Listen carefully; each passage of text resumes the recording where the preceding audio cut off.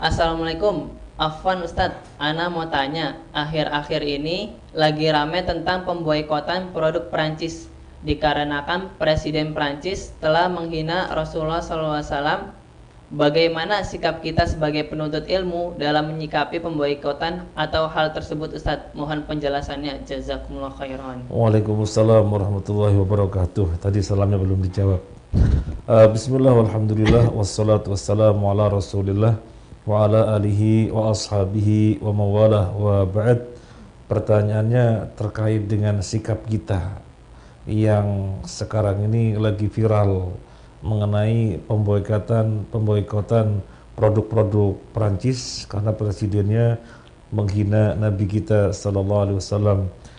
Untuk ini alhamdulillah baru kemarin saya menulis artikel yang sudah kita share pula di WhatsApp dan yang lainnya, yang saya kasih judul ketika Nabi dihina, sikap kita. Nah itu bagaimana tanda tanya. Kita bahas saja biar lebih maksimal di dalam menjawab pertanyaan ini. Poin yang pertama yang akan kita bahas adalah bahwa orang kafir tiada henti memusuhi kaum muslimin. Orang kafir tidak pernah berhenti memusuhi Islam dan kaum muslimin. Dan hal ini dinyatakan oleh Allah Azza wa Jalla di dalam surat Al-Baqarah ayat 120. A'udzu billahi minasyaitonir rajim. Walan tarda ankal yahudu walan nasara hatta tattabi'a millatahum. Orang Yahudi juga orang Nasrani tidak akan pernah rela kepada kamu wahai Muhammad hingga kamu mengikuti mereka. Di sini khitabnya Nabi Muhammad SAW, tetapi tentunya berlaku untuk kita kaum muslimin semuanya. Bukan hanya Nabi saja, tapi kaum muslimin semuanya. Karena kaidah tafsir adalah apa yang khitabnya merupakan Nabi, maka berlaku pula untuk umatnya. Kecuali ada dalil yang menunjukkan pengkhususan untuk Nabi. Selama tidak ada dalil yang menunjukkan pengkhususan bagi Nabi, maka berlaku untuk kita semuanya. Jadi orang Yahudi, Nasrani dan musuh-musuh orang-orang kafir yang lainnya semuanya itu tidak pernah rela kepada kita, sehingga kemudian mereka melontarkan tuduhan, melontarkan fitnah, celaan, cacian, hinaan, dan manuver-manuver lainnya, tipu muslihat apapun yang mereka lakukan, tentunya kita tidak heran, karena Allah sudah menyatakan. Jadi informasi dari Allah, tidak mungkin keliru. Ya, kita harus mengimaninya. Demikianlah keadaan orang-orang kafir, dan perlu kita ketahui. Mereka memusuhi kita sedemikian dahsyatnya. Itu zahirnya. Sesungguhnya yang ada dalam batin mereka jauh lebih dahsyat daripada apa yang di zahirnya. Ini diinformasikan oleh Allah Azza wa Jalla. Allah informasikan ada di dalam surat Al-Imran ayat 118. Ya ayyuhalladzina amanu la tattakhidhu bitanatan min dunikum la ya'lunakum khabala waddu ma 'anittum qad badatil baghdha'u min afwahihim wa ma tukhfi suduruhum akbar qad bayyana lakumul ayati in kuntum ta'qilun. Artinya, hai orang-orang yang beriman, janganlah kamu ambil menjadi teman kepercayaanmu orang-orang yang di luar kalanganmu, yaitu orang-orang kafir. Jangan dijadikan teman kepercayaan. Jangan. Kenapa? Di sini Allah jelaskan. Karena mereka tidak henti-hentinya menimbulkan kemudaratan bagimu. Mereka menyukai apapun yang menyusahkan kamu. Telah nyata kebencian dari mulut mereka, dan apa yang disembunyikan oleh hati mereka itu lebih besar lagi, kata Allah. Kemudian Allah menutup ayat ini dengan firman-Nya yang maknanya, sungguh telah kami terangkan kepadamu ayat-ayat kami jika kamu memahaminya. Ini Al-Imran ayat 118. Informasi dari Allah untuk kita, bahwasanya apa yang ada dalam hatinya jauh lebih besar lagi. Lah, zahirnya saja permusuhannya dahsyat seperti itu, iya, dan batinnya jauh lebih besar lagi. Artinya sudah nggak usah heran kalau mereka kemudian terus menimpakan celaan, hinaan, permusuhan, penindasan, dan yang lainnya tipu muslihat, karena memang demikian keadaan orang kafir. Kemudian poin yang kedua, kalau tadi poin yang pertama tentang apa? Informasi dari Allah berkenaan dengan keadaan orang kafir yang senantiasa memusuhi. Sekarang informasi yang kedua yang sudah kita tuliskan pada artikel, penghinaan kepada Nabi Sallallahu Alaihi Wasallam itu sudah berlangsung sejak dahulu kala, bahkan sejak beliau masih hidup. Jadi bukan sekarang saja, sejak dahulu kala Nabi dituduh sebagai penyair gendeng, Nabi dituduh sebagai tukang sihir, Nabi dituduh dengan berbagai macam-macam tuduhan, dukun, dan yang lainnya. Kemudian Al-Qur'annya yang dibawa dilabeli dengan label-label yang rendah, misalnya dongengan dan yang lain-lainnya, ya, kumpulan dongeng gitu ya. Dan Allah Azza wa Jalla bantah. Nah, Allah Azza wa Jalla bantah di dalam surat At-Tur ayat 29 ayat 31. Fadzakir fama anta bini'mati rabbika bikahirin wala majnun. Dan tetaplah memberi peringatan wahai Muhammad dengan nikmat Tuhanmu. Kamu itu bukan kahin, dukun, dan bukan pula majnun, orang gila. Jadi siapa yang membela? Allah. Siapa yang membela? Allah. Nah, ini sekaligus masuk poin yang ketiga, bahwasanya Nabi yang membela adalah Allah Azza wa Jalla. Nabi langsung dibela oleh Allah Azza wa Jalla. Mereka merendahkan Nabi, menghina Nabi, maka ketahuilah Allah lah yang membelanya. Sehingga penghinaan kayak apapun, di pikiran karikaturkah, atau mungkin dengan ucapan-ucapan kotor, atau mungkin dengan yang lain-lainnya, maka tidak akan menjadikan Nabi Sallallahu Alaihi Wasallam rendah. Tidak akan menjadikan Nabi Sallallahu Alaihi Wasallam berkurang kemuliaannya. Karena yang menyatakan derajat Nabi sangat tinggi adalah Allah sendiri. Allah berfirman dalam Al-Quran diantaranya, وَرَفَعْنَا لَكَ ذِكْرَ. Bahwasanya kata Allah, kami angkat kamu. وَرَفَعْنَا لَكَ, kami angkat untukmu zikraka, penyebutanmu. Jadi gak akan mengurangi kemuliaan beliau, gak akan menjadikan beliau hina. Soalnya Allah sendiri sebagai pencipta langit dan bumi, sebagai raja di raja yang menciptakan alam semesta ini, yang mengaturnya, yang memilikinya, yang berbuat sekehendaknya, menyatakan Nabi sebagai orang yang derajatnya tinggi. Sudah, jadi tidak akan pernah menjadikan beliau rendah, gak akan pernah menjadikan beliau hina. Bahkan Allah nyatakan di dalam Al-Quran, suratnya surat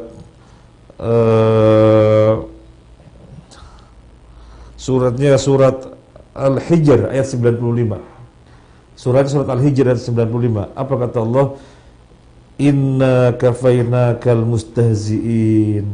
Sesungguhnya kami menjagamu wahai Muhammad dari orang-orang yang menghinamu. Siapa yang menjaga? Allah langsung.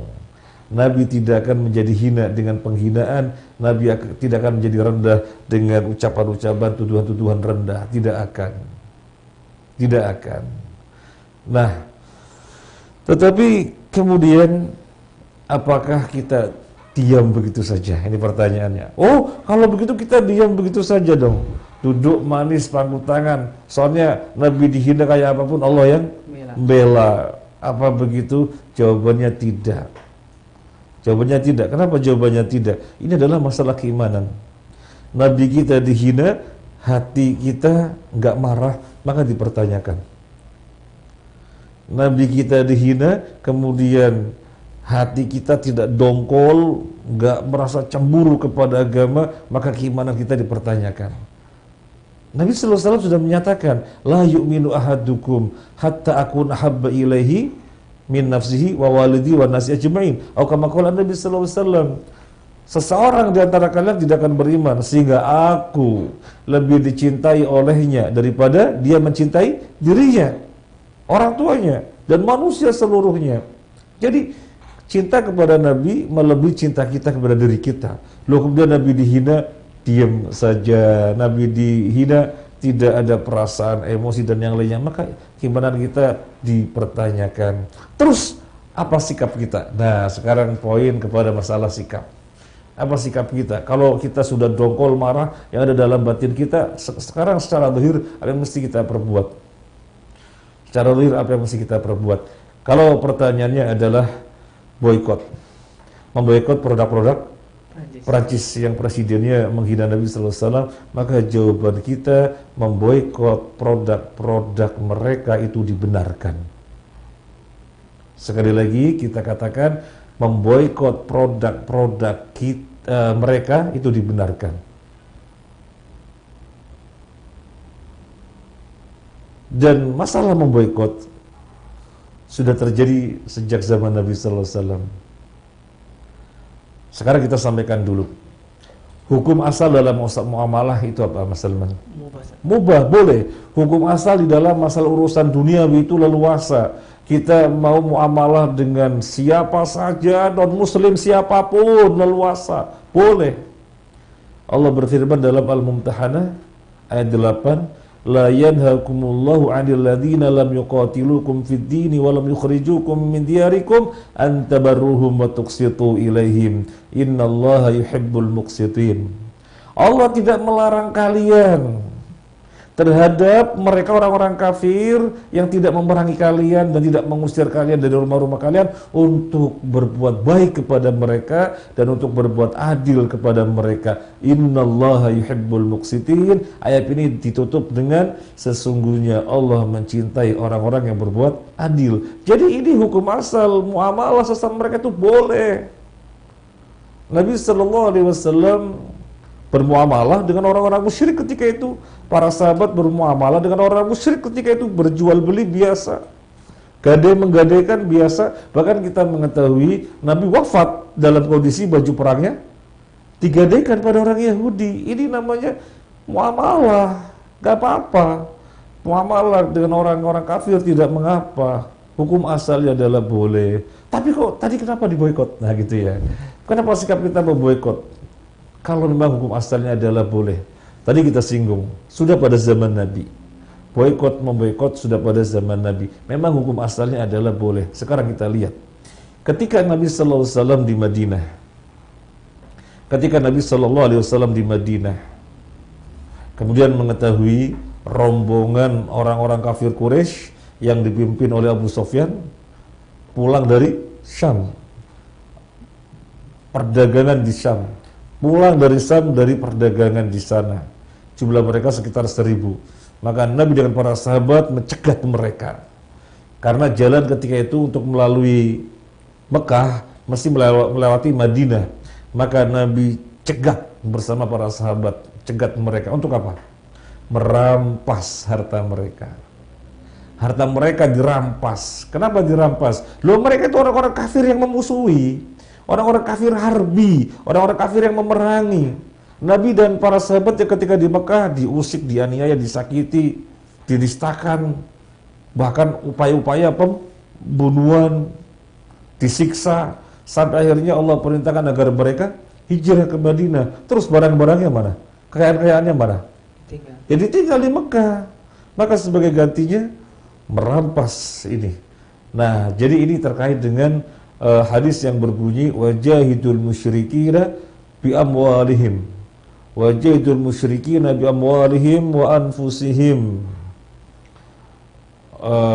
Yang artinya sebagaimana disebutkan dalam hadis kama qala Nabi sallallahu alaihi wasallam, Wajahidul musyrikina bi amwalikum wa anfusikum wa alsinatikum atau kama qala an-nabi.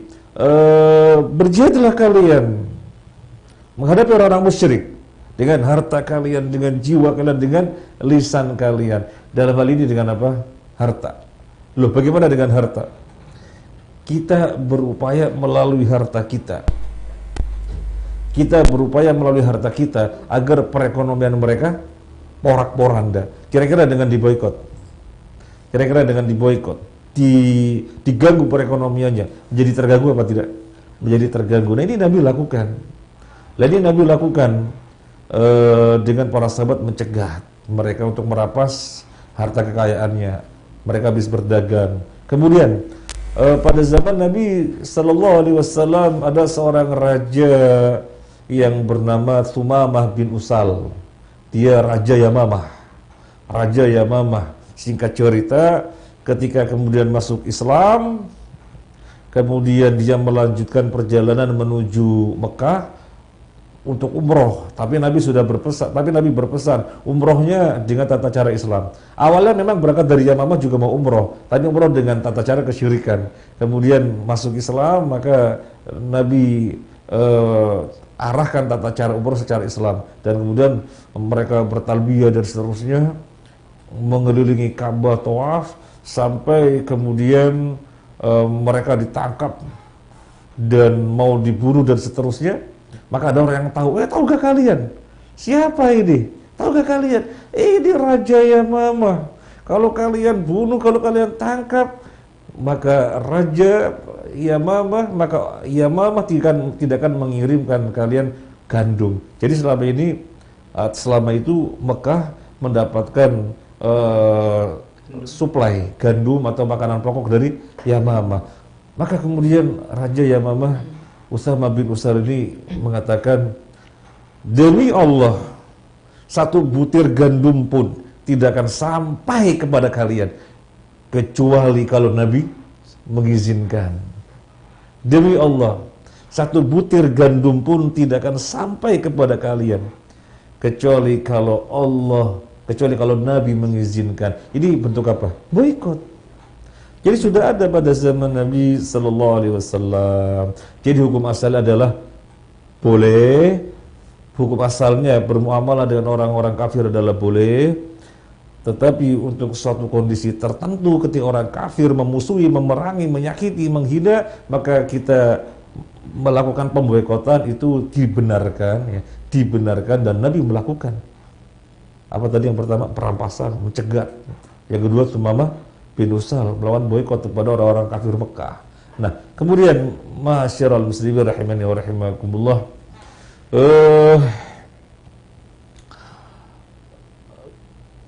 pemboikotan ada dua. Pemboikotan ada dua. Tetapi sebelum kita memasuki bab ini, pemboikotan ada dua, kita sampaikan terlebih dahulu secara akal kenapa pemboikotan itu dibenarkan. Padahal hukumnya adalah boleh leluasa bermuamalah dengan siapapun. Tetapi kenapa pemboikotan itu dibenarkan? Sekarang saya tanya Mas Salman, kalau misalnya ayah ibunya Mas Salman dihina, disakiti, dilecehkan, direndahkan oleh seseorang, yang seseorang ini katakan namanya si Fulan A, Mas Salman biasa belanja ke dia. Biasa belanja, beli apa, kebutuhan apa ke dia. Kemudian sekarang ayah ibunya Mas Salman dilecehkan. Kira-kira sudi nggak terus berbelanja ke dia? Nggak sudi. Mesti nggak terima, mesti nggak rela. Lah ini yang dihina ayah ibunya. Lalu bagaimana kalau yang dihina adalah Nabi Sallallahu Alaihi Wasallam? Maka kecemburuan kita kepada agama menjadikan kita tidak rela, tidak sudi untuk belanja produk-produknya. Produk-produk orang kafir yang menghina Nabi kita Sallallahu Alaihi Wasallam. Jadi ini semakin menguatkan bahwasanya pemboikotan itu dibenarkan, ya. Pemboikotan itu dibenarkan sebagai bentuk kecemburuan kita kepada agama. Tetapi tentunya selain boikot, karena yang dibahas adalah boikot, ya. Kita selesaikan aja dulu boikotnya. Boikot ada dua. Yang pertama yang ditetapkan oleh pemerintah. Kalau pemerintah menetapkan boykot, maka mengikat seluruh warga negara, mengikat seluruh kaum muslimin sebagai bentuk pengamalan firman Allah, ya ayyuhalladzina amanu atti'ullaha wa atti'ur rasul wa ulil amri minkum. Wahai orang-orang yang beriman, taatilah Allah, taatilah Rasul dan ulil amri, pemerintah kalian. Maka ketika pemerintah memboikot sebagai bentuk pengamalan ayat ini, kita mesti memboikot dan tidak ada pilihan lain. Ketika pemerintah yang menetapkan, tidak ada pilihan lain. Tapi kalau pemboikotan datangnya dari selain pemerintah, misalnya pemerintah tidak menetapkan, jadi datangnya dari selain pemerintah, mungkin pimpinan yayasan atau mungkin imam masjid dan tokoh-tokoh tertentu, saking camburnya kepada agama, sudah kita nggak usah beli produk-produk mereka. Ya karena bukan pemerintah, maka kaum muslimin ada keleluasaan, bisa diikuti dan bisa tidak. Karena hukum asalnya adalah boleh, hukum asalnya boleh belanja produk-produk mereka boleh.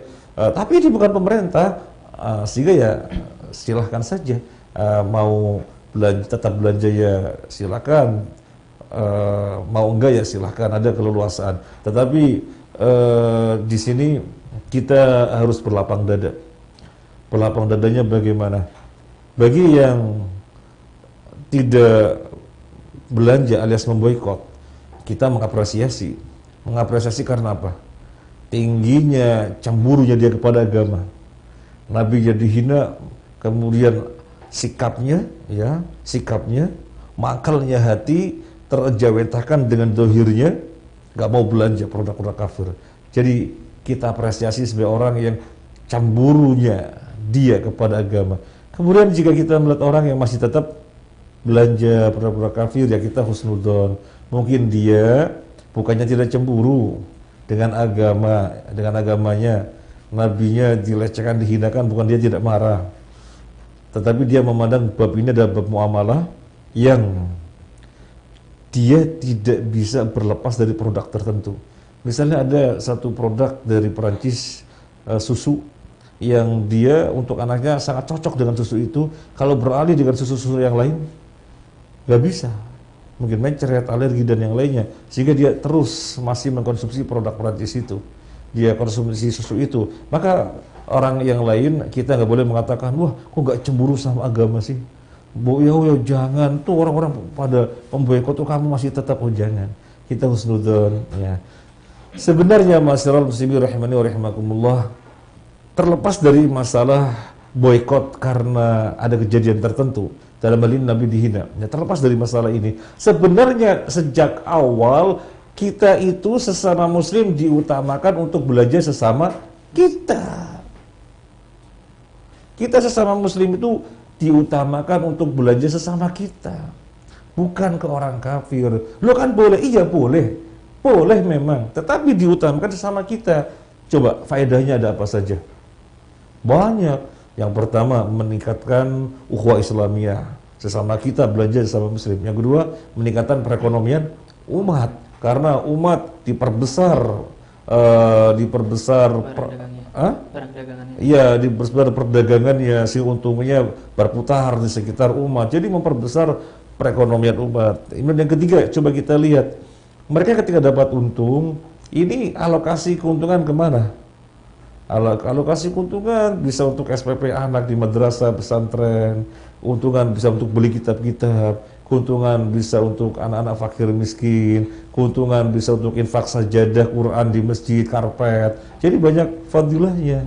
Ya, makanya sebenarnya jika tidak ada pembahasan masalah boikot karena kejadian tertentu, maka kita dari awal sudah diutamakan untuk belajar sama kita. Dan ini alhamdulillah kita lakukan, Mas Salman. Harian kita ada keperluan apa, kebutuhan apa? Beras. Ada keperluan beras, kita beli beras sesama kita kaum muslimin. Kemudian gula sesama kaum muslimin. Termasuk baju yang saya beli rata-rata mereknya Warno. Jadi bajunya merek Warno, sirwalnya, celananya merek Warno gitu ya, rata-rata mereknya Warno. Soalnya jelas dia muslim, saudara kita gitu. Kecuali kalau yang di saudara kita, teman-teman kita nggak ada, ya baru kita mencari yang ada. Mencari yang ada. Seandainya kita ke supermarket, ya seandainya di supermarket ada, kita cari supermarket yang muslim, seperti itu. Nah, jadi sekali lagi, jika tidak terkait dengan boykot, memboikot adalah suatu kejadian tertentu, sesungguhnya dari awal kita diutamakan untuk belanja sesama muslim. Baik, itu tentang boykot. Sekarang begini, apa selain boykot? Apa selain boykot? Boleh dengan ucapan-ucapan di website, ya boleh, tapi harus dengan ucapan-ucapan yang hikmah. Harus dengan komentar-komentar yang hikmah, yang tidak kemudian merendahkan agama kita sendiri. Contoh di dalam Al-Quran disebutkan, wala tasubbul ladzina yad'una min dunillahi fayasubbul adwa bighairi ilm.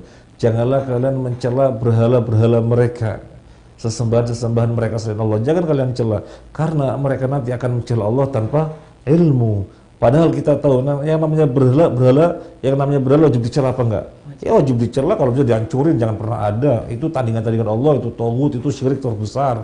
Tapi kok Allah mengatakan jangan cela, karena akan ada dampak kemungkaran yang lebih besar. Nah ini selain boykot, ya silakan di WhatsApp, Facebook, komentar-komentar yang sifatnya cemburu kepada agama kita, di mana nabinya dilecehkan, tapi dengan hikmah. Jangan membabi buta. Contoh membabi buta ini yang terjadi nih. Jadi presiden yang menghina, kemudian fotonya yang bersama dengan istrinya dikomentari macam-macam dengan komentar yang tidak bagus. Nah itu nggak perlu seperti itu. Termasuk di dalam mangkel, marah, cemburu kepada agama, itu tidak boleh melakukan perkara yang diharamkan. Apa yang dimaksud perkara yang diharamkan di sini? Melakukan tabdir, mubadzir. Wah ini produk-produk Prancis, kemudian ditumpahkan di jalan-jalan, itu mubadzir, air bisa diminum. Wah ini produk-produk Prancis, kemudian ditumpuk di tengah tempat, dibakar. Oh itu barang halal, bisa dimanfaatkan. Kenapa dijadikan tabdir? Ini masih dijumpai seperti itu. Jadi orang ngumpulin produk-produk negara yang menghina Nabi, kemudian melakukan tabdir mubadir, itu tidak boleh. Maunya kita cemburu kepada agama kita, tapi kita terjebak ke dalam satu dosa yang lainnya. Jadi jangan sampai. Kemudian yang terakhir tentang pertanyaan ini, kita harus sampaikan bahwasanya yang kita jelaskan dari awal sampai terakhir, cemburu kita kepada agama menjadikan kita terluapkan emosi kita sehingga memboikot, sehingga komentar di Facebook, di WhatsApp, dan yang lain-lain begitu ya, dan yang lain-lain, selama tidak menyelisih syariat, ya, selama tidak menyelisih syariat. Termasuk di masjid-masjid kita sampaikan tentang keharusan membela Nabi, sehingga jamaah kemudian terkondisikan betapa kita harus cemburu gitu kan. Itu perkara-perkara yang bagus. Perkara-perkara yang bagus sebagai bentuk cemburu kepada agama, sebagai bentuk cinta kepada Nabi. Tapi kita katakan itu satu sisi. Berarti ada sisi yang lainnya. Apa sisi yang lainnya? Sisi yang lainnya adalah justru lebih penting. Kalau memang kita cinta kepada Nabi dan kita marah ketika Nabi dilecehkan, sekarang pertanyaannya, kita menjunjung tinggi ajaran-ajaran Nabi apa tidak? Ketika kita marah, kita mangkel, kita emosi sebagai bentuk cemburu kita kepada agama, sebagai bentuk cinta kita kepada Nabi. Oke, itu betul, semuanya betul. Tapi pertanyaannya, sunnah-sunnah Nabi yang Nabi ajarkan sedemikian rupa lengkap A sampai Z, kita perhatian apa tidak? Nabi ketika memulai majelis mengingatkan para sahabatnya tentang bahaya bid'ah, sementara orang-orang zaman sekarang yang mangkel karena Nabi dihina, apakah sudah berhenti dari bid'ah juga? Jadi ini justru sisi lain yang lebih penting, sisi lain yang lebih penting. Kiranya ini untuk pertanyaan yang tadi ya, agak panjang memang, karena memang sekalian kita lebarkan biar lebih faedah.